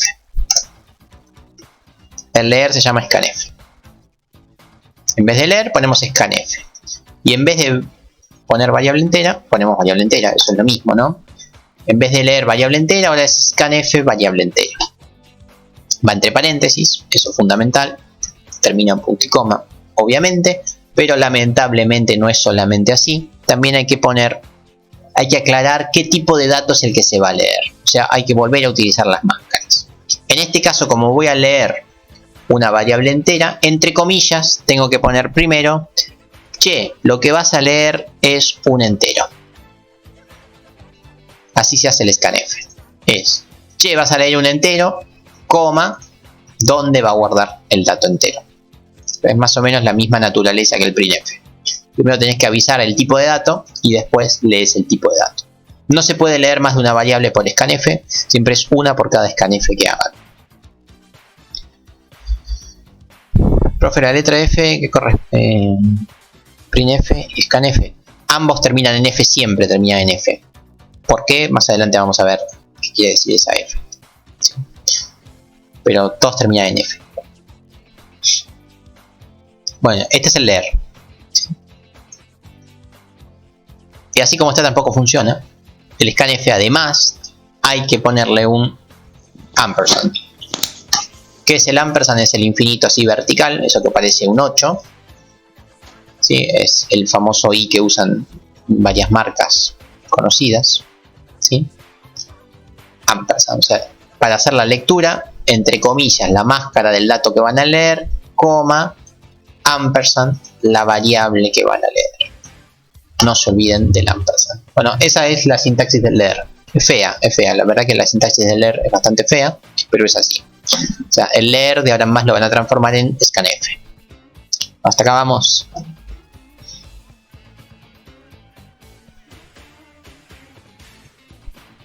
Vamos bien con esto. Bueno, buenísimo. Ya sabemos leer un entero. Vamos a leer un float ahora. Por favor, ingrese un real. Vamos a decir, bueno, che, ahora es un real. Así que máscara F. Y la variable se llama variable real. Ahí lo tenemos. De esta forma se ingresa también un real. Y la pregunta es, y bueno, ¿y ahora cómo hago para ingresar un carácter? Bueno, igual. Por favor, ingrese un carácter. ¿Cómo se hace? Porcentaje C, porque es un carácter. Y la variable se llamaba cadena 1. Así se lee una cadena. Con el C, o sea, cambia la máscara, ¿no? Hablando en castellano, cambia la máscara y obviamente cambiamos la variable, pero es la misma cosa. Y por último, ¿cómo se lee un nombre? Es la misma cosa. Sí, por favor, ingrese una palabra. ¿Y cómo se hace? Máscara S, porque la S era para mostrar cadenas compuestas, cadena 2. Y acá fundamental esto que voy a decir acá, fundamental. Cuando son muchas letras, no va el ampersand, solamente en ese caso no va el ampersand. En los otros casos sí va el ampersand. Otra vez, vamos a tener una clase donde vamos a trabajar puntualmente con las cadenas, pero ya vayan recordando que cuando uno hace la lectura de cadenas, ya sean de una letra o de varias letras, hay que cambiar la máscara, y si son varias letras no va el ampersand. Por favor, recuerden eso, porque es un error frecuente que van a cometer de acá hasta noviembre. Ese ampersand de ahí que no va. ¿Por qué no va? Lo vamos a ver en varias clases más, pero no va. Y otra cosa que sí tienen que poner también, cuando uno lee cadenas, ya sean de una letra o muchas letras, tienen que poner este otro comando, que lo voy a explicar también cuando veamos los temas de cadena en particular. También tienen que escribir fflush stdin. Esto lo que hace es elimina todo tipo de basura que se haya tipeado con anterioridad con nuestro teclado, ¿sí? Si uno no pone este comando en la cadena, se va a guardar seguramente algo que ya habías tipeado con tu teclado antes. Lo mismo con la cadena 2. Por ahí cuando te dice por favor ingresa una palabra, de repente la palabra es cualquier cosa. ¿Por qué? Porque ya tipeaste cualquier cosa en otro momento y seguramente quedó algún residuo en la memoria caché de tu teclado. Así que bueno, nada, esto hay que ponerlo solamente con las cadenas, ¿sí? Con los C y con los S. Por ahora es así porque sí, ¿sí? Bíblico, mandamiento bíblico, lo creen y punto. Después más adelante vamos a ver por qué el ampersand, por qué no el ampersand y por qué el fflush. Por ahora es así y punto, ¿ok? Bueno, y vamos a probarla, a ver si funciona. Vamos a ejecutar. Todo esto sigue funcionando y me dice por favor ingrese un entero. Esto vendría a ser el equivalente a este print. Va todo bien, vamos a ingresar un entero, el 12. Por favor ingrese un real, 33.6 me gusta bastante. Por favor ingrese un carácter, voy a ingresar la U. Por favor ingrese una palabra o un nombre. Vamos con Micaela. Ejecutamos y bueno, miremos el programa. ¿Cómo sigue el programa? Bueno, el programa sigue mostrándome lo que tipeé, ¿no? Y acá vemos que efectivamente me muestra las cosas que estuve tipeando. O sea, se guardó de verdad eso en las variables, ¿sí? Y bueno, después me mostraba todo en el mismo renglón. Así que lo que habíamos programado sigue funcionando, pero ahora la asignación fue dinámica. O sea, alguien lo tipeó. No sé lo que hay guardado, simplemente se guarda después de haberlo tipeado. Que me gustaría que lo prueben ustedes qué pasa sin el fflush, porque es un error arbitrario. O sea, a veces les va a surgir el error y a veces no, pero créanme que van a ser más las veces que les surge el error que no. Lo voy a ejecutar sin el fflush, pero me gustaría que ustedes se topen con los errores, no yo. pero vamos a probarlo. Vamos sin el fflush. Por favor ingrese un entero, no hay problema, 65. Un real, no hay problema, 1.1. Bueno, ya está, se colgó, ¿no? Un carácter, nunca me dio tiempo para ingresar el carácter. Eso se lo salteó ya de entrada. Ya ahí pasó, pero así como pasó este error podría haber pasado cualquier otro, ¿eh? Por favor ingrese otra palabra. Vamos a ingresar, vamos con Virginia. Vamos con Virgi. Apretamos Enter y bueno, acá tenemos, ¿no? Esto es lo que pasó. Virgi se guardó bien de casualidad. Los números se guardaron bien, eso se guarda bien. Pero me está dejando un renglón y no me está mostrando nada en cadena. O sea, acá vaya uno a saber qué cosa se guardó. Sí, se guardó algo feo que me está haciendo dejar un renglón y me rompió la escritura de lo que tenía. Así que bueno, efectivamente el fflush es un comando crítico para los scanf de cadenas. Porque quedamos en manos divinas si no ponemos el fflush. ¿Por qué? Porque lo que se guarda es un residuo del teclado y es un residuo que uno no sabe qué es. Puede ser cualquier cosa. Como también puede no ser nada. Por ahí a veces no hay ningún residuo y todo funciona bien. Pero eso es demasiado azaroso. Así que el fflush siempre. Genial. Bueno, ya sabemos leer, ya sabemos escribir, ya sabemos asignar variables, ya sabemos mostrar las variables por pantalla. Ya estamos muy bien. Lo último que quiero hacer es hacer alguna operación con las variables. Por ejemplo, voy a definir una variable float que se llame resultado. Y el resultado, vamos a hacer operaciones matemáticas. Se pueden hacer igual que en PCInt, ¿no? Resultado va a ser igual a, qué sé yo, a ver, vamos con variable entera por variable real. Estoy haciendo la multiplicación entre las variables. Al hacer la multiplicación entre las variables podría hacer un printf que me muestre el resultado. Sí, esto funciona igual que en el PCInt, no hay mucho más que hacer. Vamos a decir que por favor me muestre el resultado de haber hecho esa operación aritmética. Vamos a ver que efectivamente esto funciona. Vamos a dejar un rengloncito por las dudas. Bueno, esta es otra cosa que yo hago porque estoy canchero ya, ¿no? Que explico esto hace 5 años, porque estoy varias horas con C. Esto de dejar renglones, yo lo hago porque sé que se va a ver feo, pero van a ver que ustedes no se van a dar cuenta en qué momento dejar renglón, le va a quedar todo junto. Bueno, eso también es experiencia que van a ir adquiriendo a medida que empiecen a codificar, ¿sí? Si no, créanme que les va a quedar todo feo cuando lo hagan por primera vez. Bueno, ahí tenemos, todo sigue funcionando y además me muestra por pantalla el resultado de haber hecho este número por 2, obviamente la 6.6. Así que las operaciones aritméticas funcionan muy bien y funcionan exactamente igual que con PCInt. ¿Sí?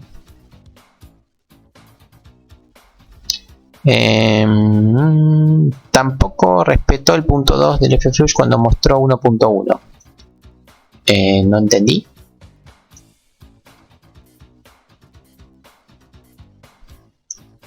No entendí lo que está consultando ahí el Razor Google. Vamos con un entero. 2. Un real. 1.1. Entiendo que el 1.1 no lo mostraba bien, decías, o algo así. Acá está, es 1.1.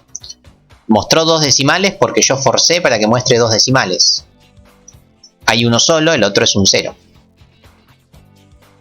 No, el fflush se utiliza con cadenas nada más, mencioné. Solo con cadenas, ¿sí? Los números no tienen problema sin el fflush. Solamente las cadenas son las que tienen el problema.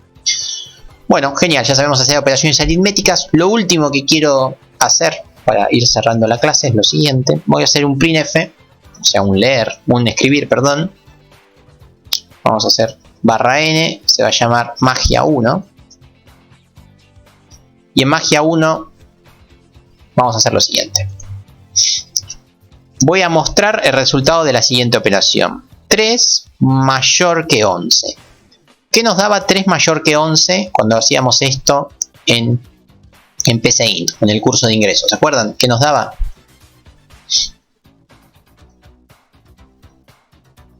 Bueno, nos daba falso, ¿no? El 3 no es mayor que 0, obviamente. ¿Sí?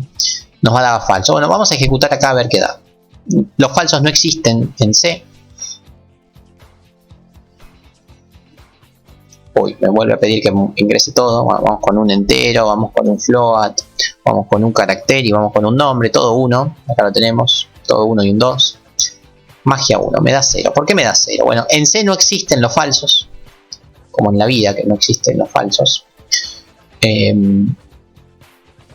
Pero lo que hace es, las operaciones lógicas que vimos en el curso de ingreso, si son falsas, si el resultado de la operación lógica es falsa, nos da 0. Si el resultado de la operación lógica es verdadero, ¿qué nos va a dar? Bueno, 1. Si 3 es menor que 11, bueno, efectivamente lo es. Y vamos a ver que nos va a mostrar un 1.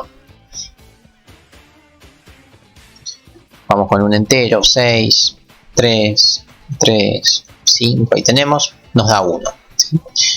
Cuando es verdadero da 1, cuando es falso nos da 0. Entonces, eso es lo otro que quería saber, quería mostrarles. El falso en C es un 0.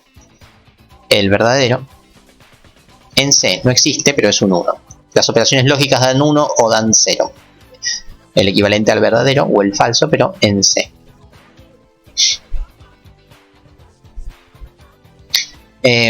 Sí, lo que está diciendo ahí Razor es cierto, pero es cierto y no lo puedo replicar. ¿Por qué? Porque el error que les mostré viene dado por haber sacado el fflush. Cuando uno saca el fflush, en las variables se guardan cosas que uno no sabe que se guardó. Entonces, al no saber que se guardó, cuando uno muestra algo que no se sabe que se guardó, no se sabe que se muestra. Entonces, no me acuerdo si mostró muchos ceros después del 1, pero es probable.